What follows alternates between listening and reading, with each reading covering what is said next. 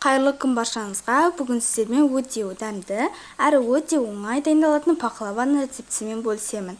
Видеоны соңына дейін қараңыздар. Және де мен парақшама тіркелуді ұмытпаңыздар. Рецепті описанияда жазып қалдырамын. Ең алдымен сары майымызды үккіштің үлкен көзінен салқын күйінде ұнға ауната отырып өткізіп аламыз. Барлығын өткізіп болғаннан кейін қолымызбен, ұнымызбен сары майымызды жақсылап араластырамыз. Енді осыған 1 шай қасық қосқышымызды толтырып қосамыз. Және де араластырып жібереміз. Енді осыған 25% қаймағымызды қосып, үстінен 3 жұмыртқаның сарыуызын қосып, қасығымызбен араластырып, одан кейін қолымызбен қамыр илейміз. Қамырымызды илеп болғаннан кейін таза салафанымызға салып, тоңазытқышқа 30 минутқа немесе 1 сағатқа қалдырамыз. Енді салмасын дайындайтын боламыз. Осындай ұсақталған жаңғағымызға құмышкерімізді қосып, одан кейін 2 жұмыртқамыздың ақ-уызын қосып, араластырып бөлек алып қоямыз. Негізі жаңғағымызды блендермен немесе пышақпен ұсақтасаңыздар бола береді. Дайын болған қамырымызды осындай 4 бөлікке бөліп аламыз. Мен таразының көмегімен 4 бөлікке бөліп алдым. Одан кейін қамырымызды дөңгелек немесе 4 бұрышты етіп, шұқа қып шайып шығамыз.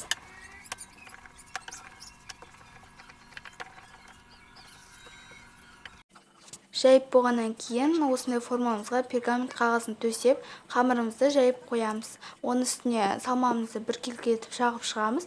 Одан кейін үстіне екінші қамырымызды жайып төсеп аламыз.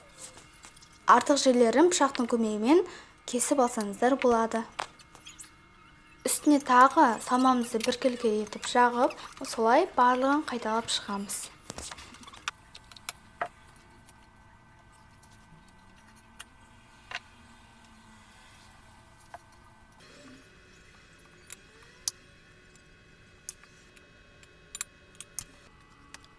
Менде 4 қабат қамыр шықты. Қамырымыздың бәрін жайып, ішіне салмамызды салып болғаннан кейін шеттерін осылай басып шығамыз. Немесе шеттерін түйіп шықсаңыздар өте әдемі болып шығады.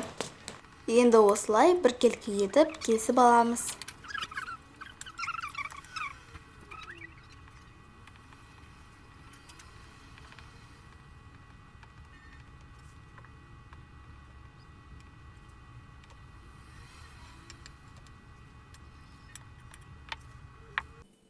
Бәрін кесіп болғаннан кейін жұмыртқаның сары уызын алып, жағып шығамыз.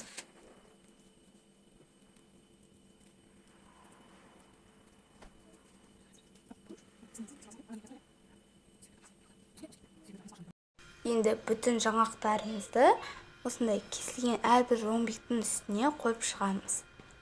Енді пахлаваны 180 градуста 25-30 минутта пісіреміз.